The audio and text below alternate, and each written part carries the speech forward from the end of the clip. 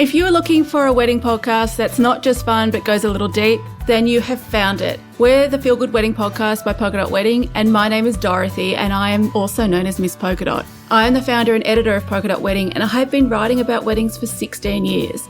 The Feel Good Wedding Podcast dives a little deeper than the stories. Of course we tell the stories, we tell plenty of them. But we're also talking about vendor advice, we're also talking about business advice, and we're also diving a little deeper beyond those stories. We're diving into the mistakes and the I wish I dids, and the problems and the qualms that these couples have, and that vendors have too. We've got so much in store, we're jumping into season 2, and we can't wait to have you along for the ride. Keep on listening, and we'd love to hear from you, so make sure you stick around.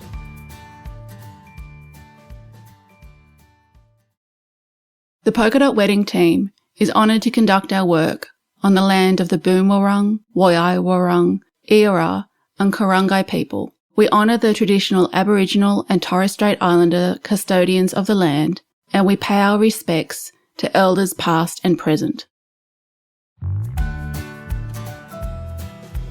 Pop the champagne, because today we are kicking off season 2 of the Feel Good Wedding Podcast, and we have an amazing guest to bring to you today. Did you know that between December and January is when most couples around the world get engaged? And so we thought, what better way to kick off 2023 than to talk engagement rings? Because although engagement rings, you think, oh, I just want something pretty, there's actually a whole lot more to it. There's the 4 C's, there's ethical jewellery, there's remodelling rings, there's choosing a ring when you don't even know what the recipient wants. And so we invited Melbourne jeweller and Polka Dot Wedding member Jasmine Fraser along for the ride. Now, Jasmine is an amazing jeweller. She makes all her pieces in her studio in Melbourne, and she has this beautiful way of doing modern and traditional and stunning pieces that really tell the story of the couple she's working with. So who better to ask to join us today to talk everything we need to know about engagement rings than Jasmine? She has so many amazing tips. We're really looking forward to you listening to this one, so let's dive on in. Hello, Jasmine. I am so thrilled to have you join us today. Thanks for having me. I want to dive in first and have you tell us all about yourself and what led you to become a jewellery designer and maker. So I have been fairly fortunate. My family has been in the industry so my great-grandparents had a jewellery store, so I guess I was quite exposed to it from a young age, and that's just sort of led me down the path, although never worked within any sort of family business, just been, exposed to it. So went to trade school straight out of high school and just, I've never done anything else. So what led you to start your own business? I'd been sort of working somewhere for a little while and thought maybe now is a good time. I guess it was pre-marriage, pre-kids and, all of that, and it just take a plunge. And so I started my business back in 2006. Wow. It's a long time ago. So how would you describe that signature Jasmine Fraser style? Look, I think a lot of our pieces are still very traditional. You still want them to have the longevity and be timeless, but also still with a contemporary edge. So using different colours and just adding small differences that keep those traditional feels. And one of the things, that's what I love about your work, is it does have that kind of not on trend, but modern design elements, but it does still honour the traditional classic pieces. So it's going to be timeless. So where do you find your design inspiration and the gems themselves? Is it from the couples or is it things that you expose yourself to? I love it all myself. I don't think you can be in this industry and not love gems and I think sometimes you just see something and you're like, I have to have that. So I quite often have a bit of a collection hidden away. But obviously the couple definitely will have their ideas of what they like. And I guess that's a big part of the design process, is sitting down together and understanding what their needs are and what they like and working together to make sure that they get what they want. Yeah. So we're talking all about engagement rings today. So that leads on to my next question, which is, kicking off, how can we design an engagement ring that is truly reflective of us, and how do you as a jeweller start that process off with your clients? Yeah, so quite often I think we're very fortunate now. We're in a world where Instagram and things like that, you can look at images and things like that. So quite often that's where we might start with a client, just to get them to give us some ideas of what have you been drawn to, put a bit of a mood board together for us so we can kind of look at that as an overview, because generally, if you've got 4 or 5 images in front of you, there's a theme, and then we kind of narrow down what is it that you actually like about these pieces, and then which direction will we take for you. Yeah, so it might be worth getting onto Pinterest even and making a Pinterest board. Absolutely, absolutely, because you can quite often, it's really interesting, you quite often can see that there's a direct theme in all the images in some shape or form, even if they're different pieces. And you custom make pieces as well as having a selection of ready-made ones in your store. So when you're considering a ring or a piece of jewellery, what are the factors that you need to think about when deciding between custom-made or something that's ready-made and off the shelf? Yeah, I think there's the beauty of having something ready-made is that you can see it, you can try it on, you can, there's that touch feel, and obviously when you're having something custom made, you're putting a lot of trust in the person that you're working with to achieve the look that you're after. So we take that design process. We really take the time to ensure that we know what the client wants before we start the manufacturing process.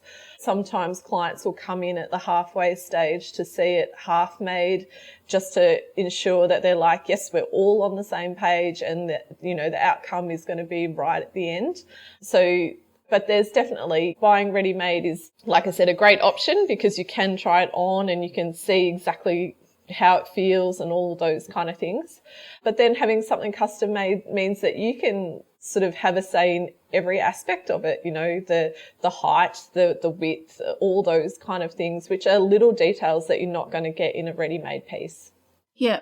So how do I go about starting to find a jeweler that suits what I'm looking for? Because there are jewelers that do all kinds of styles and all kinds of settings, etc. Yep. And what aspects should I be looking at then when I'm looking to go to find my engagement ring or my wedding jewellery?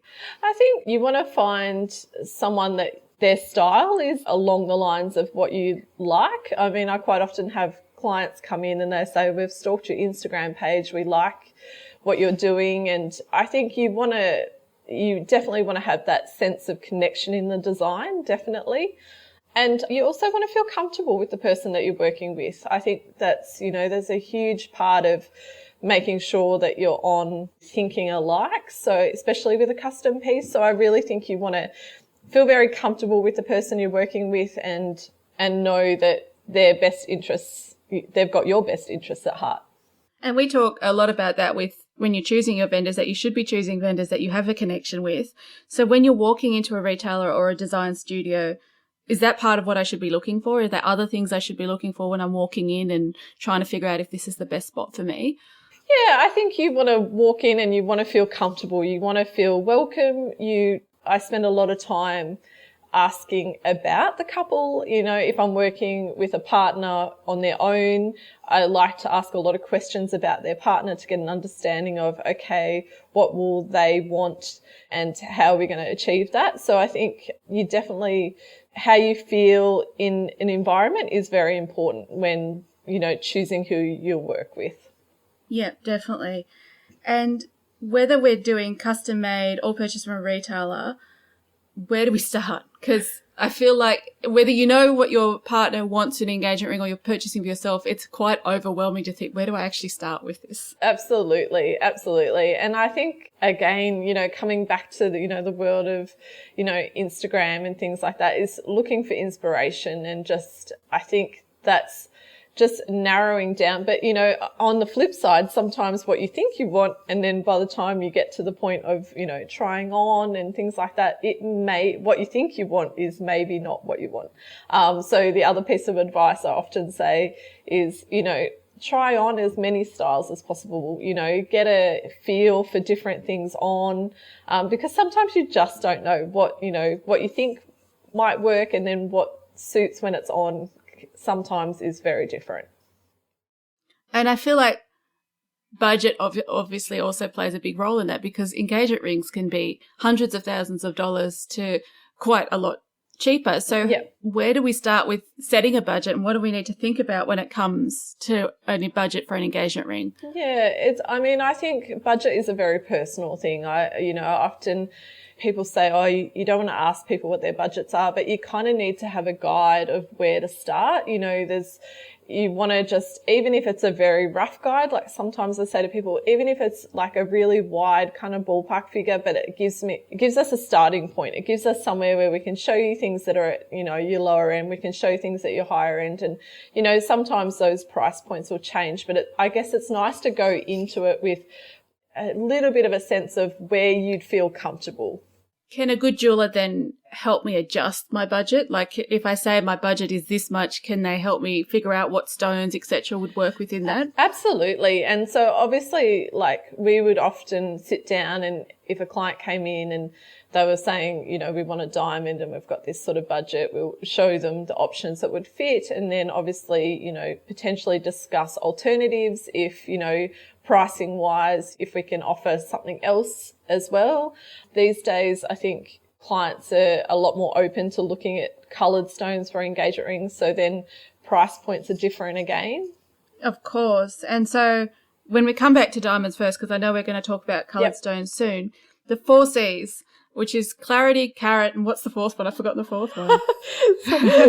So you've got cut, clarity, colour and carat. So which is the weight.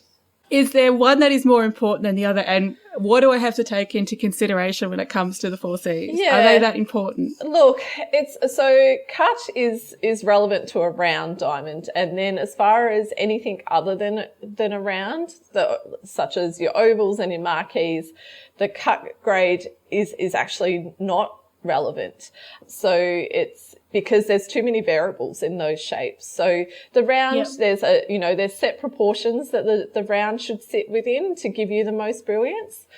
And colour and clarity, again, they come back down to where do you feel comfortable, where does your budget, and carat weight is definitely, a little bit budget determined.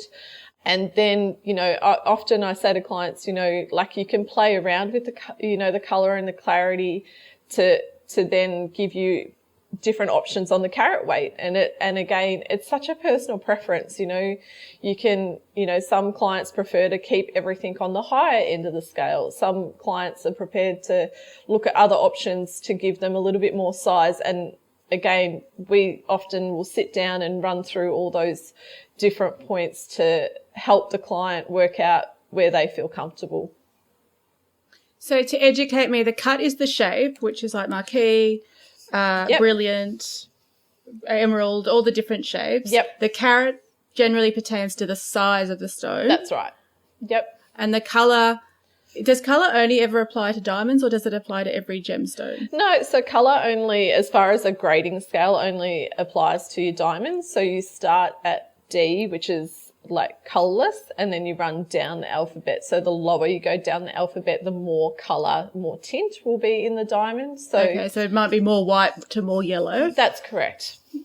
And clarity is that how cloudy a stone is to how clear it is? It's the inclusions that are inside the stone. Okay. And again, like you've got to remember, a natural diamond is grown in nature. So along the way, it might collect a few crystals along the way. And is that a bad thing? I think that's, again, sort of a personal preference. So, the clarity is graded a lot under your 10x magnification. So again, that's where you can play around a little bit, because it's, if you're only going to see it through a 10x magnification, and again, different clients have varied opinions on where they want to sit on that clarity grade. Yeah. So, because I know some will rank clarity over colour versus colour over clarity, etc., depending on what's more important to you. Yeah, absolutely. And I mean, from my perspective, I tend to say to clients, choose colour over clarity purely because it's visual and it's something that you can see. Yep.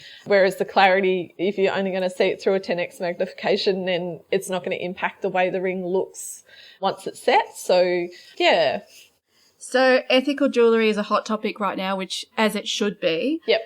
And diamonds particularly are really controversial within that. So what do we have to think about when we're talking or we want an ethical engagement ring, especially with ethical stones? And particularly when it comes to diamond or gem sourcing, gold sourcing, etc.? Yeah, look, as far as diamonds in Australia go, they have to be conflict free. So I don't think clients need to worry so much in that regard, especially if who they're working with are using good local reputable merchants. They have to be conflict free. And again, like a lot of the Australian sapphires now, a lot of them are coming from local miners, so they tend to be mined, cut locally. So, there's definitely that chain is there. So there's no issues in those sort of supply chains either. Okay. Is there any issues when it comes to choosing metals? No, I think, you can, we do, a bit of remodeling where we can use the client's gold and things like that as well. If that, if that's something that clients would prefer, it's not always feasible. So we would always look at that on a case by case scenario, because there are things that we have to consider from a manufacturing point of view when reusing gold. Okay. What kind is it to do with the age and the strength of the gold and the mixes of the gold? It's more the mixes of the gold. Like yellow gold tends to be okay, but when it comes to white gold, there's so many variations on different alloys that it's hard to know what's been put in there to make it, to convert it to the white. So the risk of the metal cracking or doing something when through that remelting process is much greater. So it's not always the best option, unfortunately. Yeah. And one of the things I love about Jasmine Fraser, your brand, is that you do the most beautiful coloured rings and jewels. So if we're not into diamonds, what are the kinds of things that we consider when it comes to stones in an engagement ring that are worthy of that everyday use? Yeah, so definitely hardness has to be a factor. That's something that we have to take into consideration when it comes to a gemstone in an engagement ring, because you are still going to be wearing it every day. So the sapphires and rubies, as far as hardness go, are next in line after your diamonds. So obviously they will withstand that everyday wear and tear. So that's why I think that, the popularity has increased so much over the years, especially in the last sort of 4 or 5 years. And again, I think that's where Instagram and Pinterest have been an amazing source for people to realise that they don't necessarily have to have a diamond, and there are other options out there. And then if you're looking at other things that, aren't a sapphire or a ruby, we would generally just discuss with you the best way to wear the piece to ensure that it will last for you. And have you ever had couples that perhaps don't even like the idea of an engagement or wedding ring, and what are the kinds of things that they could do as alternatives? Look, quite often, some clients, depending on their line of work, potentially may not want to have the height of an engagement ring and things like that. So sometimes we'll look at alternatives, whether it's something much lower set or sort of more a simple design that they can wear just like an engagement ring. And I think the nice thing about, engagement rings should just reflect you. It's not what people think it necessarily, there's no rules around what it should be. It should reflect you. And if you love it, then that's what matters. And it can be anything you want it to be. Absolutely. Of course. Absolutely. So if we're wanting to propose and surprise our partner and sweep them off their feet with a ring, because of course you could just propose without a ring, but we're saying that we're proposing with a ring, what is the best way to discover what the partner likes without them cottoning on to what we're doing? Yeah, look, it can be tricky, because you get, I guess you get some people that give away a lot of hints, so that definitely helps if there's been a lot of discussions around what it might look like. Yep. And then obviously on the opposite side, if there's been sort of minimal discussion and you're trying to decide where, often, again, it's about sitting down and getting a sense of the client and how will they wear the piece. And I think those factors then become a big part of the discussion. Quite often I would try and potentially keep it on the more simpler side unless they have fairly definite design choices. Yep. But yeah, I mean, look, we've always done quite well when there's, it's been surprises. So I think as long as you get a good understanding of the client and what, they may like, I think generally we can get there. So if you're planning to propose, it's probably a good idea to pay attention to like the medals they wear and the jewellery that they already have, I suppose, as well. Absolutely. I had a client recently and his partner was away and brought in and showed me what she currently wears. And, it was a huge help. Take a surreptitious photo of what they're wearing. So, it helps because you get a sense of, okay, they like finer pieces or they like a bit of texture or everything's lower set. So maybe we need to be conscious of the height and all those kind of factors. But it is still, it's a fine line between, because sometimes the pieces they may wear are, they're fun, they're now, they're maybe not what they want long term. So it's still finding that balance of, okay, this is a nice direction, but we also have to keep in mind that this is a piece they're going to wear for a very long time. Yep, of course. And one of the things you mentioned earlier was remodelling rings, which I know is something that your team does a lot. So can you tell me a bit more about the option of remodelling perhaps old jewellery into an engagement ring and what that process looks like? Yeah, so often with remodelling, it definitely needs to be come in, bring the pieces in. We kind of need to see what we've got to work with. Again, still a bit of if the client has a bit of a mood board of what they kind of like, again, because then we can kind of work to see whether what they've got to work with will work in the sort of the design, aesthetic that they like. And then quite often we would draw sketches from there based on what they have. We would look at whether can we use any of the metal or not, but definitely reworking with stones is a great way. They're sitting there and not being worn, then let's recreate them into something that you will. And I feel like that makes it really special and sentimental too.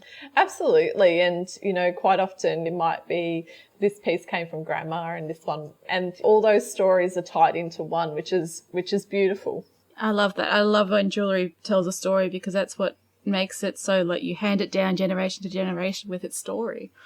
Absolutely. And again, I think that's where, when you're looking at coming back to purchasing engagement rings, you want to consider that this is a piece potentially that is going to become, a family heirloom along the way. So, what do you want that to look like long term? Like my engagement ring is actually my husband's grandmother's ring. So it's from the 1930s, and the sentiment behind it, you can't replace that. No. So, yeah, I think there are definitely things you want to take into consideration when you are purchasing too.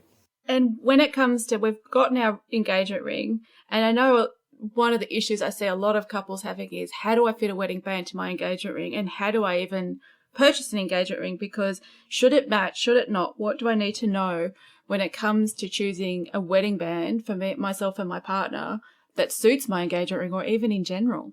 Yeah. So again, this is a discussion we have at the engagement ring point, a design actually, because it's really important. I think, unfortunately, people you get caught up in just purchasing the engagement ring and not thinking about what the wedding ring might be.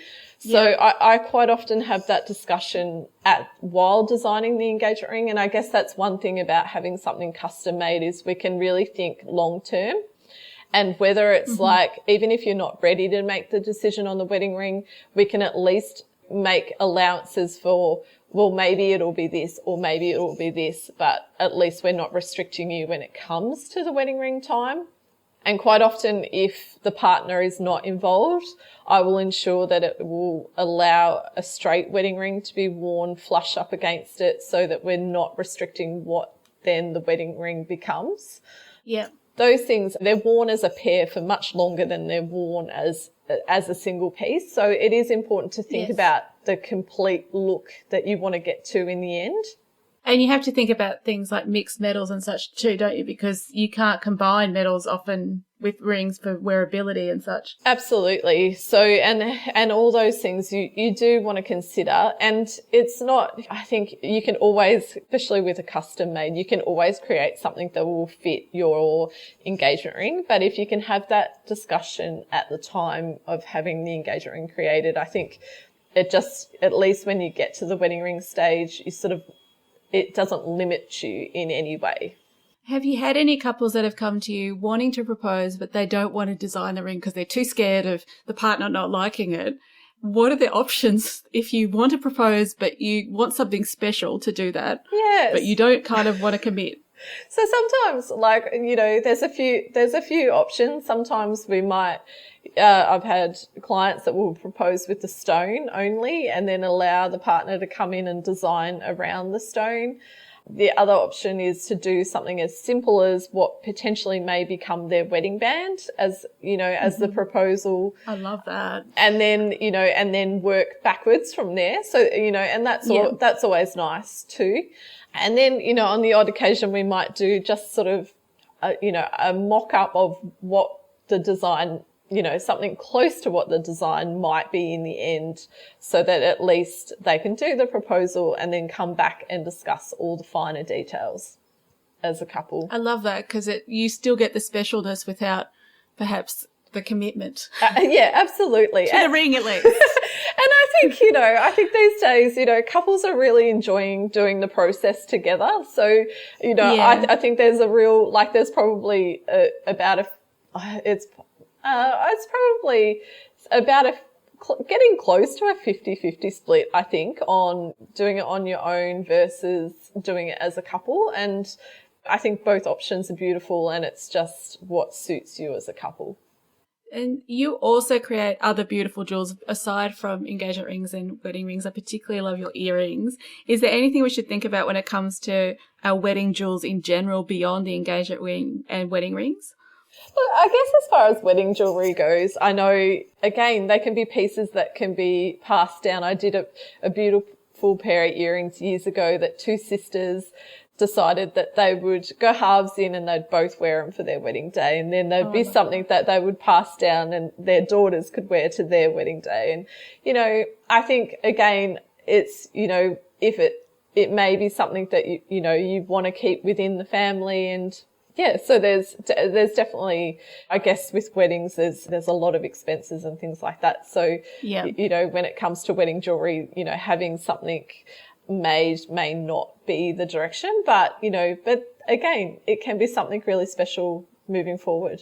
And it can be something you could wear day to day as well, just like your engagement ring. Yeah, absolutely. Absolutely.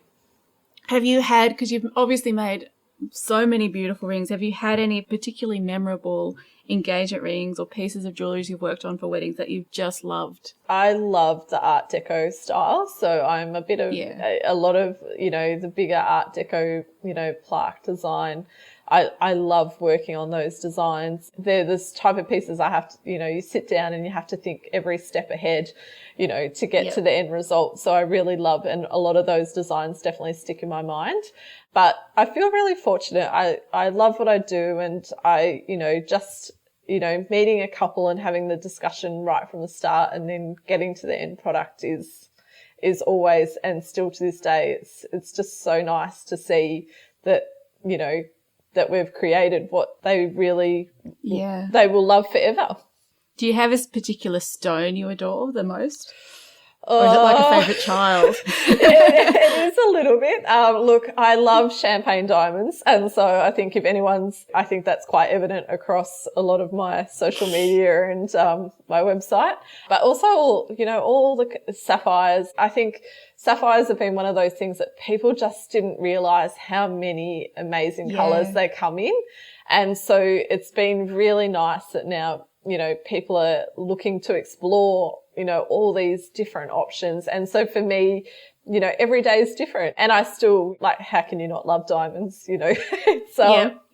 And I guess I'm very fortunate that I get to work with such a wide variety of stones. And so every day is a little bit different. And that's what custom work is, you know. It means that even if the design's similar, there will still be slight differences according to what the client would like. Yeah.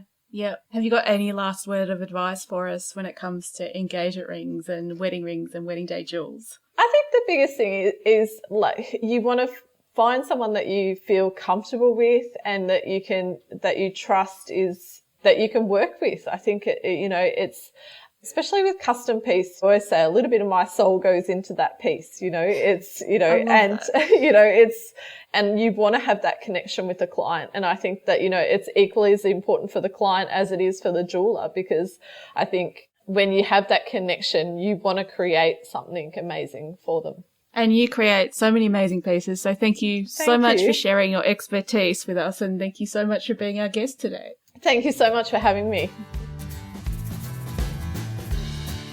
We love sparkles, so we have loved chatting to Jasmine today. You can find out more about Jasmine and today's episode over on weddingpodcast.com.au.